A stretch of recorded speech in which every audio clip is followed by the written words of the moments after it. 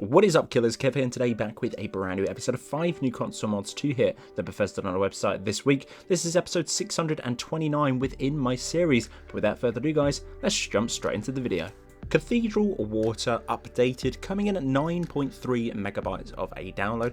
Open perms and permissions from the nexusmods.com to head over to the Bethesda on our website. For this particular one, it's giving a more realistic look to all of the rivers and riverbanks within your game. Also as well, the water audio has been added to certain water sources inspired by RW2, and also as well, this is compatible with any weather mod, so Obsidian or Cathedral itself. Either. I personally have Obsidian weather and it works absolutely fine.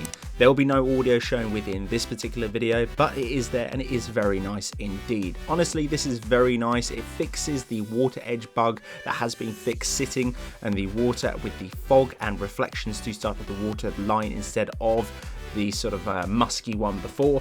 It's all been fixed. It's very nice indeed. I think this is very cool. This is probably the closest I'm going to get to my PS4 load order, and the water on that looks absolutely insane, which you wouldn't think due to the limitations and the assets over on that particular console, but what can I say? This one is almost keeping up with it.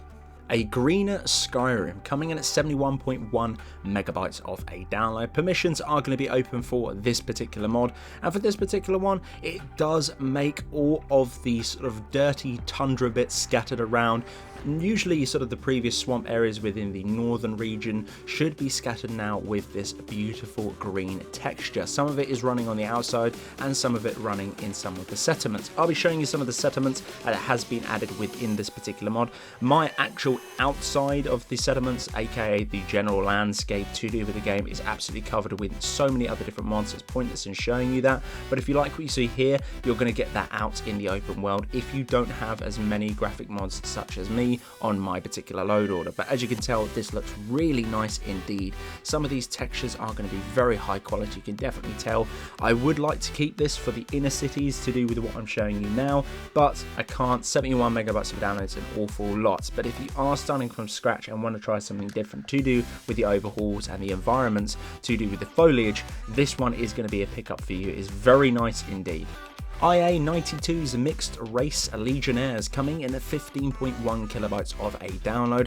This one pretty much does what it says on the tin. For the Legionnaires now, they're not going to be sort of your standard Breton class or even your Imperials. This one is going to be in all shapes and sizes to do with every single race encompassed within this particular faction. So we're going to be seeing Kashyyyks, we're going to see the Argonians, we're going to be seeing, I'm not too sure if we're going to be seeing Orcs, I haven't seen any, but I'm going to be showing you what I found within only 2 camps.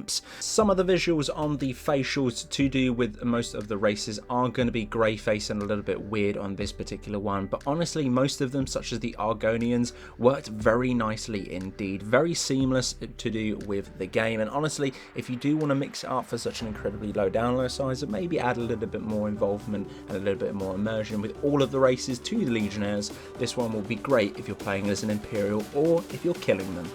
More wooden bridges coming in at 2.3 megabytes of a download.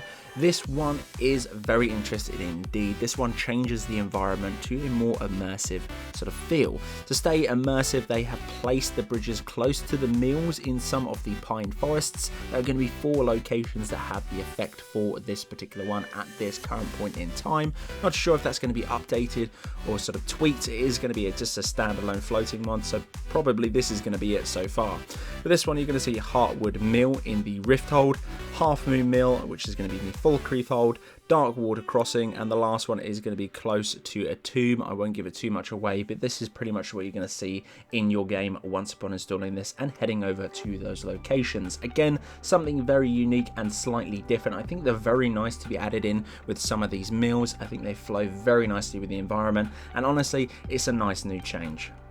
Ingrid, a standalone follower, coming in at 20.8 megabytes of a download. A simple standalone follower, combat of bows and two-handed weapons. There is going to be no custom armors or clothing with this particular follower. She is going to be wearing the vanilla hide armor once upon found, and a body type is going to be UMP. the location of this particular follower is going to be the Iverstead Inn. Head on in there and she will be waiting there. Had no issues with this follower whatsoever. Downloaded it, plug and play, jumped straight into the game and find this particular follower, and she looked gorgeous. There was no sort of grey face, there was no sort of other assets to worry about, hence that standalone thing, and that download size is moderate for a sort of follower like this. This one is going to be a custom Nord with Archer as a main and HP regen of a 1.5 times or a multiplier. Height, we won't include that, it's going to be standard. Weight is a 0.65. Level, she levels with you in game, so do not worry about that. Class Archer with bows with two-handed weapons, which we did discuss at the beginning. Perks of archery, light armor, sneak, and two-hander. For a standalone follower, this is really nice indeed. I think she looks absolutely awesome. Throw her some good gear, and I definitely think she'd be very viable in combat. You can marry this particular follower too. So guys, that's the end of this episode. This has been episode 629 within my series. Guys, if you did enjoy, I'd very much appreciate a like on the video. It does help me out an awful lot. If you're new around it too, why not consider clicking that little subscribe button. Runix as well, there is going to be a bell icon. If you click that, you should get a notification in some way, shape or form every single time I post a video like this on the channel. But until the next one guys, Killerkev here and Killerkev out.